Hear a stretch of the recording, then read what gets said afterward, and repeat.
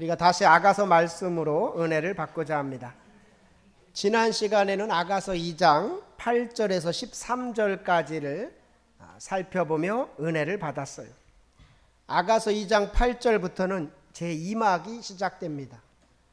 1막은 솔로몬이 술람미가 사는 동네에 갔다가 우연히 술람미를 만나게 되었고, 그리고 사랑하게 되었고, 술람미 역시 그런 솔로몬을 사랑하게 되어 깊은 사랑의 교제를 이루어지고, 그들이 잠이 들었고, 그리고 이제 2막이 시작이 됩니다. 2막은 솔로몬이 잠시 떠나가요. 잠시 떠나갔다가 다시 술람미에게 오는 그런 내용입니다. 그때 술람미는 솔로몬의 목소리가 들렸다 그랬어요. 사랑하는 목소리가 들렸고, 산을 넘고 작은 산을 빨리 달리는 그 솔로몬을 보며 감탄했었습니다. 솔로몬은 수많은 장애물을 넘고 지금 술람미에게 왔다라는 거예요. 그리고 술람미의 집 뒤에서 창으로 들여다보며 창살 틈으로 엿보다가 술람미에게 말합니다. 다 같이 하면, 나의 사랑, 내 어여쁜 자여, 일어나서 함께 가자. 그렇게 말해요. 나의 사랑, 내 어여쁜 자야, 일어나서 함께 가자. 겨울도 지나고 비도 그쳤다. 봄이 왔어. 지면에는 꽃이 피고 새가 노래하고 비둘기의 소리가 땅에 들리고 무화과 나무는 푸른 열매가 익었고 포도나무는 꽃을 피워 향기를 토하니 일어나서 함께 가자. 그렇게 말하고 있는 것이 모든 시험과 시련의 때가 끝났다라는 것. 생각해 보세요. 술람미와 솔로몬이 사랑하고 결혼한다는 게 이게 현실적으로 얼마나 어렵겠어요. 솔로몬은 왕이고 술람미는 포도원에서 일하는 여인인데, 저 시골에서 그걸 누가 용인을 해주겠어요. 그랬으니까 솔로몬이 얼마나 설득하고 하고 지금 오겠어요. 그러니까 시련도 지났고 시험도 다 끝났다. 이제 가자, 이렇게 말하는 거예요. 아가서 2장 10절, 나의 사랑하는 자가 내게 말하여 이르기를, 나의 사랑 내 어여쁜 자야, 일어나서 함께 가자. 자, 그런 다음에 오늘 14절도 역시 솔로몬이 술람미에게 하는 말입니다. 솔로몬이 술람미에게 뭐라고 말하냐? 14절에 이렇게 말해요. 바위 틈 낭떠러지 은밀한 곳에 있는 나의 비둘기야, 내가 내 얼굴을 보게 하라. 내 소리를 듣게 하라. 내 소리는 부드럽고 내 얼굴은 아름답구나. 바위 틈 낭떠러지 은밀한 곳에 있는 나의 비둘기야, 이렇게 말해요. 술람미를 향해서. 실제로 산비둘기는 바위 틈 낭떠러지가 있는 그러한 은밀한 곳에 생활한다고 해요. 사람들이 침범하지 못하도록, 접근하지 못하도록. 그래서 우리가 비둘기 하면은 정결한 새, 정조를 지키는 새, 이렇게 말하는 거예요. 바위 틈 낭떠러지 은밀한 곳에 있는 비둘기다. 지금 술람미가 그렇다는 거예요. 술람미가, 네가 지금 바위 틈 낭떠러지 은밀한 곳에 있구나. 왜? 다른 사람들이 접근하지 못하도록, 다른 남자들이 접근하지 못하도록 그렇게 은밀하게 오직 솔로몬만 바라보고 있다. 바로 그걸 이렇게 표현하고 있는 거예요. 바위 틈 낭떠러지 은밀한 곳에 있는 나의 비둘기야, 나의 비둘기야.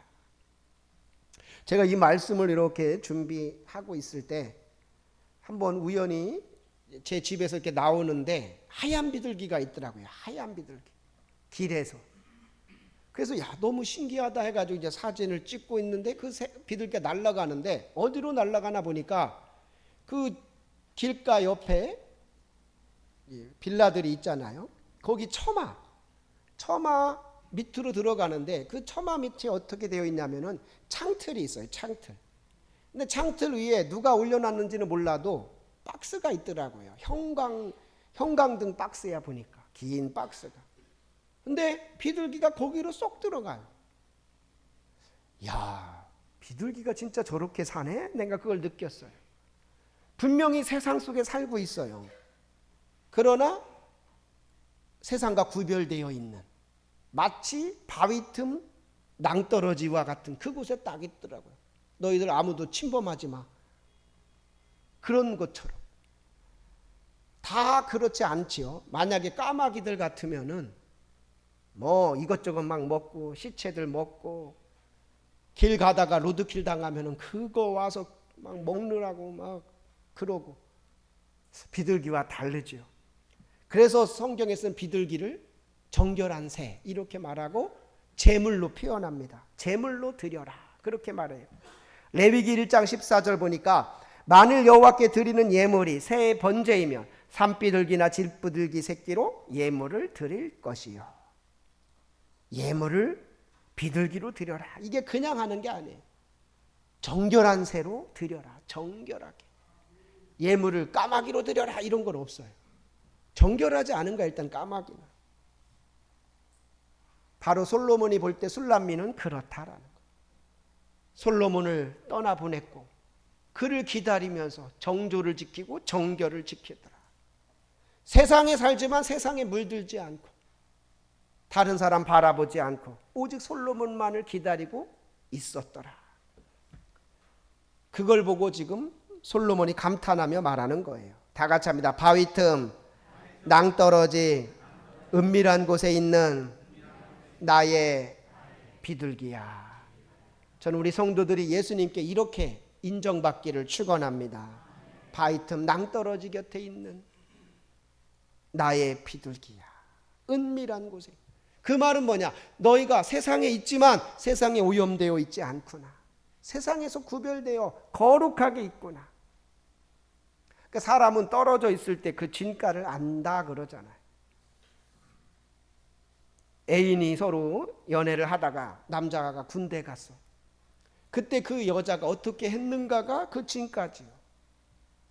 정결을 지키고 정조를 지키는 거. 또 남편이 멀리 해외를 갔어. 어디 사우디로 갔어. 일하러 옛날에 많이 갔잖아요. 그럴 때 그 아내가 어떻게 하는가. 남편을 기다리고 정조를 지키는 거. 이건 거꾸로도 똑같아요. 남자들도 마찬가지. 군대 가 있는 동안에 또 해외 나가 있는 동안에 그 남편으로서 남자로서 정조를 지키는 거. 그럴 때 그 진가가 드러나는 거죠. 예수님도 마찬가지죠. 예수님 우리와 약혼하시고 떠나가셨잖아요. 너희를 데리러 올게. 그런데 우리가 정조를 지키지 않고 있어. 세상과 오염되어 막 살아가고 있어. 그러면 주님이 이런 표현 안 쓰겠지요. 난 너를 도무지 알지 못한다 그러겠죠.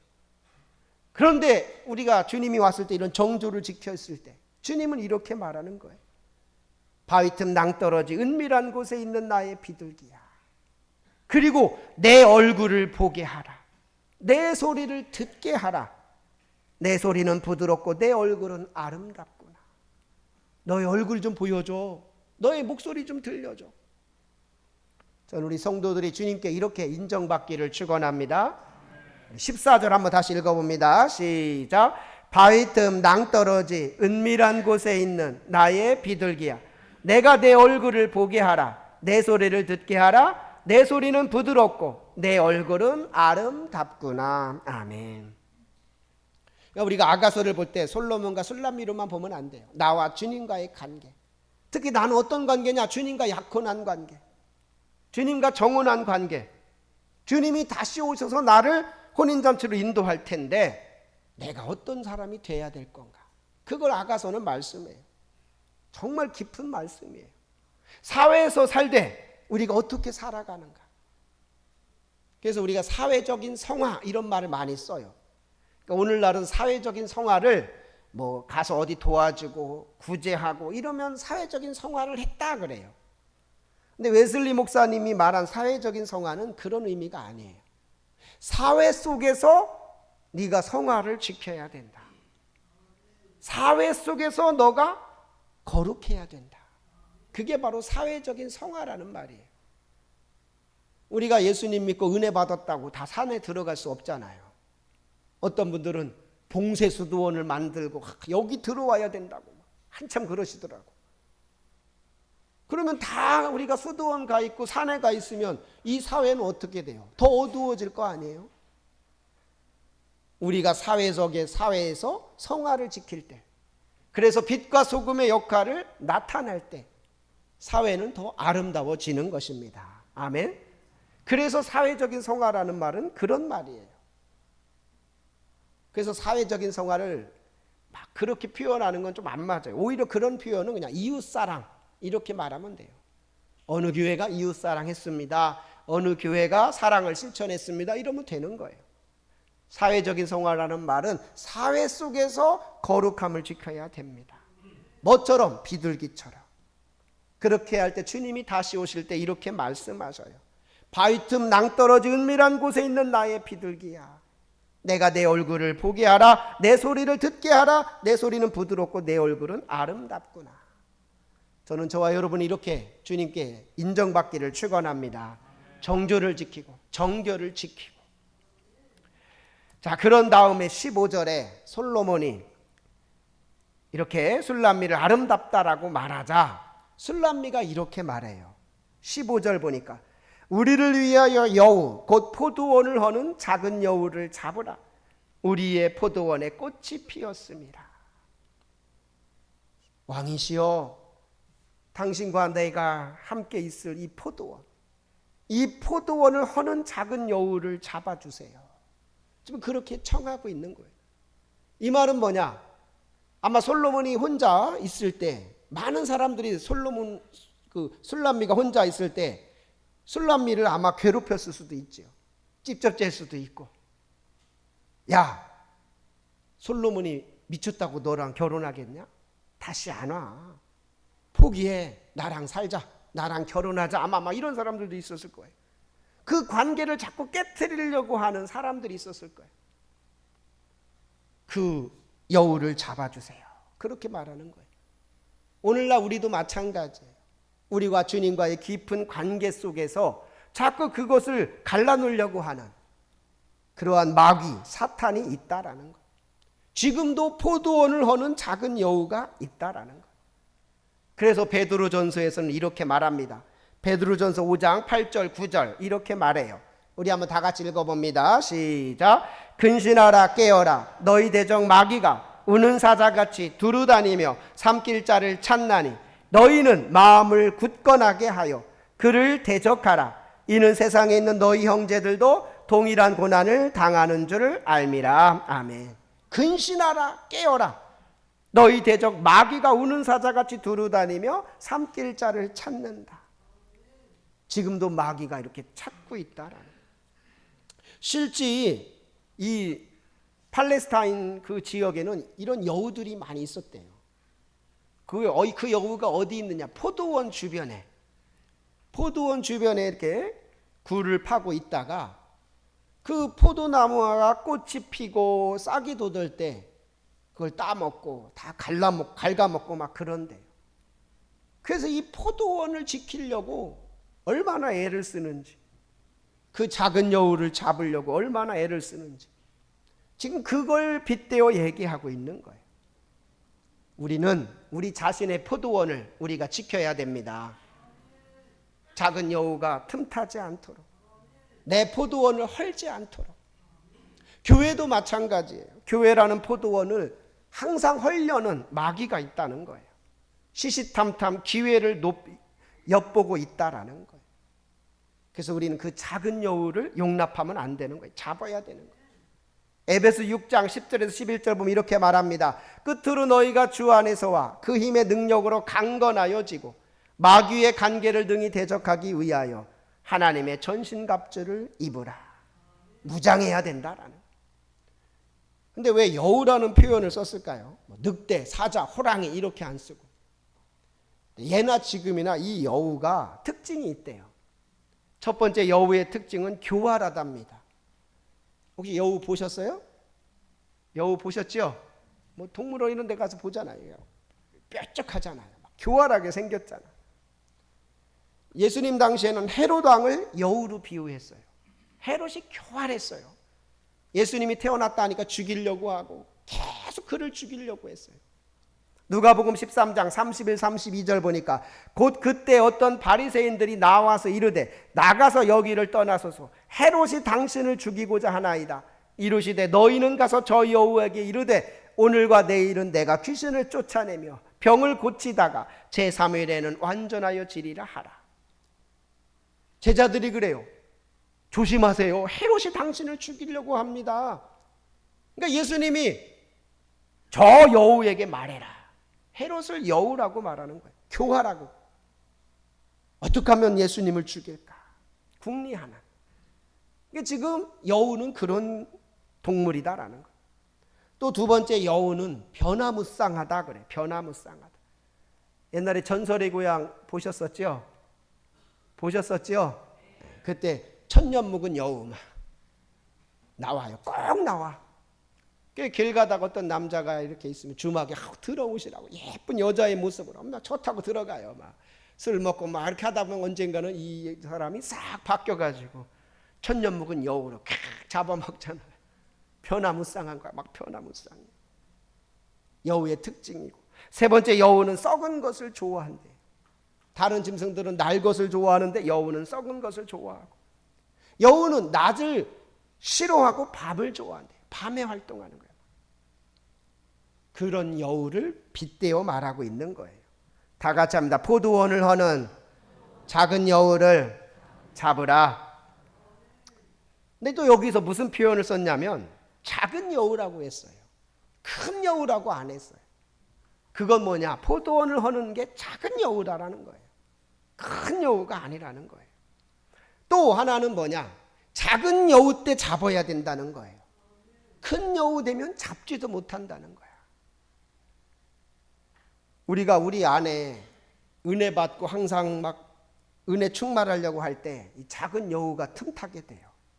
작은 거, 작은 불만, 작은 원망, 작은 서운함, 이게 나중에는 내 포도원을 다 집어삼키게 돼요. 다 헐어버리는 거예요.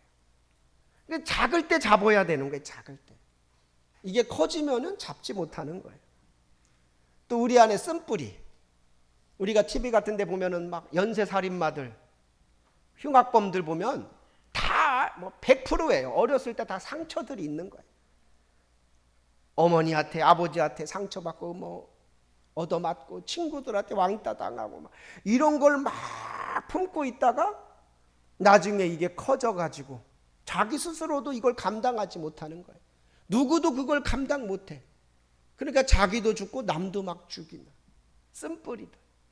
그래서 우리가 작을 때 잡아야 된다는 거예요. 작을 때. 우리말의 옛날 속담에 바늘도둑이 뭐 된다고 하죠? 소도둑 된다. 작은, 내 안에 이 작은 도둑질에 이게 있구나. 그럼 빨리 그걸 잡아야 되는데 그걸 뒀다가는 이게 커지는 거예요. 만약에 자녀들이 작은 도둑질을 하면 그때 딱 혼내야 돼. 잡아야 돼. 그걸 봐주면 나중에는 큰 도둑이 되는 거예요. 그래서 작은 여우라고 표현하는 거예요. 교회도 마찬가지예요. 큰 여우가 교회를 하는 게 아니라 작은 여우가. 우리 안에 불평, 원망, 서운함 이런 것들이 들어와 가지고 막 교회를 헐어버리는. 이게 교회라는 포도원이 허물어지는 건 금방 허물어지더라고요. 근데 다시 세우는 건 진짜 어려워요. 얼마 전에 하여튼 우리 연애에 시끄러웠던 교회가 있어요. 아주 시끄러웠던. 그 교회에 제 동기가 담임 목사로 갔어요. 요번에 연애 때 만났어. 원래 말랐어요. 그런데 더 말랐더라고. 그래서 어떻게 지내? 했더니 힘들어 죽겠어. 딱 하는 말이 그래. 힘들어 죽겠대. 그 말을 그러면서 하는 말이 교회라는 포도원이 허물어지니까 다시 세우는 게 너무 어렵다는 거예요. 너무 힘들대. 아주 막 스트레스가 많다고 하더라. 그래서 제가 그걸 느낀 거야. 포도원이 한번 허물어지기는 쉬워도 다시 세워지기는 참 어렵구나. 그 교회가 큰 교회여서 한 1000명 이상 되는 교회였어요. 근데 그냥 허물어지는 건 순식간이더라고요. 근데 다시 세우려니까 힘든 거야. 목사님이 새로 갔는데도 이제 어려운 거야. 그래서 우리 포도원은 좋을 때 지켜야 돼요. 아멘? 좋을 때. 오늘 요 말씀 보세요. 어떤 때 작은 여우가 틈타느냐 보니까 15절에 그랬잖아요. 우리를 위하여 여우고 포도원을 허는 작은 여우를 잡아라. 우리의 포도원에 꽃이 피었습니다. 꽃이 폈을 때 작은 여우가 틈탄다는 거예요. 그걸 헐어버리려고. 이미 허물어진 포도원은 신경도 안 써요. 허물어졌는데 뭐. 근데 마귀도 똑같은 거예요. 마귀도 허물어진 교회는 허물 필요가 없는 거예요. 그런데 꽃이 피고 막 일어나려는 교회를 틈타게 되는 거예요. 그리고 그 교회를 무너뜨리는 게 마귀의 특징이다라는. 그런 의미에서 우리는 포도원을 잘 지켜야 돼요. 아멘. 이게 저와 여러분의 사명인 겁니다. 그래서 이 포도원을 우리 자녀들에게 잘 넘겨줘야 돼요. 잘 넘겨줘야 돼요. 그게 우리의 사명인 거예요. 아무리 내가 옳고 아무리 의로 봐도 이것이 포도원을 하는 거라면 멈춰야 돼요.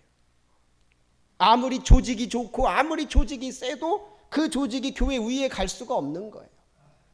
그 조직이 포도원을 한다면 멈춰야 되는 거예요. 우리가 지켜야 될 건 포도원인 줄로 믿습니다. 그런 다음에 16절에 이렇게 말했어요. 내 사랑하는 자는 내게 속하였고 나는 그에게 속하였도다. 그가 백합밭 가운데서 양떼를 먹이는구나. 내 사랑하는 자는 내게 속하였고 나는 그에게 속하였다. 그러면서 17절에 이렇게 말해요.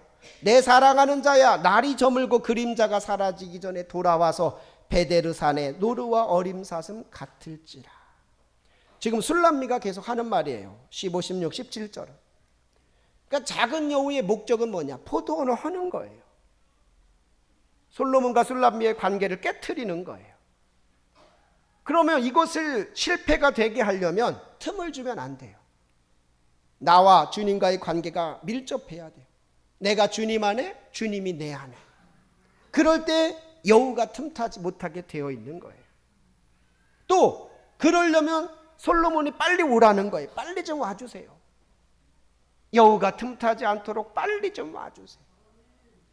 우리가 주님과의 관계가 밀접할 때 여우가 틈타지 않게 되는 거고, 성도들도 마찬가지. 성도들 간의 관계가 밀접할 때 여우가 틈타지 않게 돼요.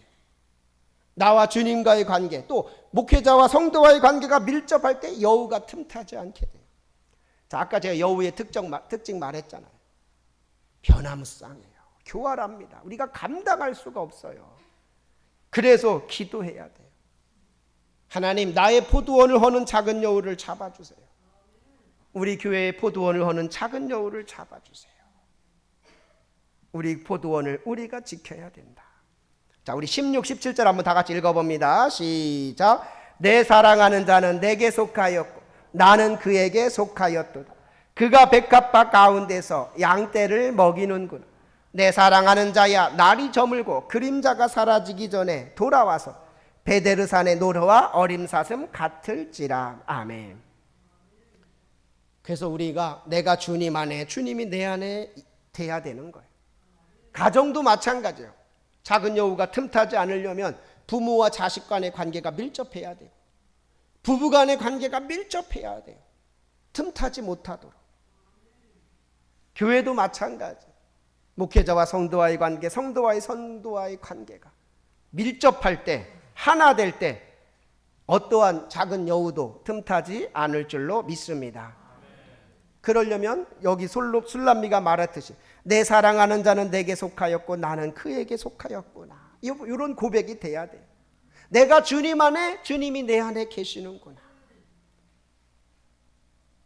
목회자와 성도와의 관계, 성도와의 성도 관계도 마찬가지. 이렇게 밀접할 때 마귀가 틈타지 않게 돼요. 근데 여기 없잖아요. 마귀가 살짝만 틈타도 그냥 넘어가요. 그냥 무너지는 겁니다. 그래서 우리가 포도원을 지키려면 그런 것에서 항상 틈을 주지 말아야 돼요. 이 모임이 어떤 틈을 준다면 과감하게 끊을 수 있어야 돼요. 어떤 사람이 나와 지금 하나님과의 관계에 틈을 주고 있다? 과감하게 끊을 수 있어야 돼요. 그래야 포도원을 지키는 거예요. 요한복음 15장 4절 5절 이렇게 말합니다. 내 안에 거하라, 나도 너희 안에 거하리라. 가지가 포도나무에 붙어있지 아니하면 스스로 열매를 맺을 수 없음 같이 너희도 내 안에 있지 아니하면 그러하리라. 나는 포도나무요 너희는 가지라. 그가 내 안에 내가 그 안에 거하면 사람이 열매를 많이 맺나니 나를 떠나서는 너희가 아무것도 할 수 없음이라. 아멘. 그래서 신앙생활은 낭만적인 게 아니에요. 신앙생활은 다 같이 하면 영적인 싸움입니다. 영적인 싸움이에요. 성경에서 신앙생활은 낭만적이다 그러지 않아요. 마귀를 대적하라, 깨어 있어라, 전신갑주를 입어라. 왜 이런 표현을 왜 하는 거예요? 작은 여우가 지금도 틈타고 있다. 아마 우리 가운데도 틈탈 수가 있어요. 나와 하나님과의 관계를 계속 틈을 노리고 들어올 수 있고, 내 포도원을 다 집어삼키고, 교회에 틈타가지고 교회라는 포도원을 다 집어삼키고, 우리는 우리의 포도원 우리가 지켜야 될 줄로 믿습니다. 중요한 것은 교회가 은혜 충만할 때 작은 여우가 틈타더라라는 거. 이게 진리예요. 꽃이 피었을 때 작은 여우가, 자, 시험 들어있는 교회는 마귀가 틈탈 것도 없어요. 가만히 있어도 다 시험 들어서 막 난리치는데, 근데 교회가 막 은혜 받고 막 나갈 때 꼭 마귀가 딱 틈타요. 아무것도 아닌데 그 틈에 그냥 교회가 우르르르 무너져 버리는 거예요. 우리가 지금 꽃이 필 때 우리의 포도원을 우리가 지켜야 될 줄로 믿습니다. 이 포도원을 지키는 건 담임 목사님 혼자 한다고 되는 거 아니에요. 우리가 다 같이 힘을 모아야 되는 거예요. 우리 교회의 포도원 우리가 지키자. 어떤 것도 이 포도원을 해치지 못하게 해야 된다. 어떤 것도 이 포도원을 틈타지 못하게 해야 된다. 그래서 여러분들 속회 예배 또 선교회 모임 때가 참 중요해요. 부정적인 얘기를 속회 모임 때 자꾸 만들어내잖아요. 그러면 그게 이제 틈을 주는 거예요. 선교회 모임을 가면 마찬가지, 여선교회든 남선교회든 자꾸 거기서 부정적인 얘기들을 자꾸 만들어내고 있다. 그게 틈을 주는 겁니다. 그게 별거 아닌 것 같죠? 그게 작은 여우 같죠? 그러나 언젠가는 그게 교회를 다 말아먹게 되는 거예요. 그리고 그때 되면은, 나중에 되면은 내 포도원을 내가 지키지 못했구나. 우리 포도원을 우리가 지키지 못했구나. 땅을 치고 통곡할 날이 와요. 그래서 제가 이번에 그 동기 목사님을 만나고, 야, 포도원 지키는 게 정말 중요하구나. 목회자의 최고의 사명은 포도원을 지키는 겁니다. 그 어떤 것도 포도원을 하는 작은 여우는 용납하면 안 되는 거예요. 용납할 수가 없는 겁니다. 그래서 우리 교회가 아름다운 포도원으로 계속 꽃이 피기를 축원합니다. 우리 여러분들의 심령이 아름다운 포도원이 되어서 계속 꽃이 피기를 축원합니다. 우리 15절 한번 읽어봅니다. 15절 시작. 우리를 위하여 여우 곧 포도원을 하는 작은 여우를 잡으라. 우리의 포도원에 꽃이 피었습니다. 기도하겠습니다. 하나님께서 우리에게 이렇게 귀한 포도원을 주셨습니다. 귀한 심령의 포도원, 가정의 포도원, 교회의 포도원, 포도원을 하는 작은 여우를 우리가 잡게 하여 주시고, 어떤 일이 있어도 그 작은 여우를 용납하지 않게 하여 주셔서 우리 교회가 아름답게 꽃이 피게 하여 주옵소서. 꽃이 필 때 여우는 더 틈을 탑니다. 더 조심하게 하여 주시고, 어떤 모임에서나 어떠한 우리가 만남에 있어서 절대 부정적이거나 불평하거나 그래서 작은 여우가 틈타는 일을 하지 않게 하여 주시고, 나와 하나님과의 관계가 더 밀접하며 성도와의 성도 간의 관계가 더 밀접하며 목사님과 나와의 관계가 더 밀접함으로 우리 교회의 포도원을 잘 지켜가는 우리 모두가 되게 하여 주옵소서. 하나님께서 그렇게 역사하시고 인도하실 줄로 믿고 감사를 드리며 우리 주 예수 그리스도의 이름으로 기도하옵나이다. 아멘.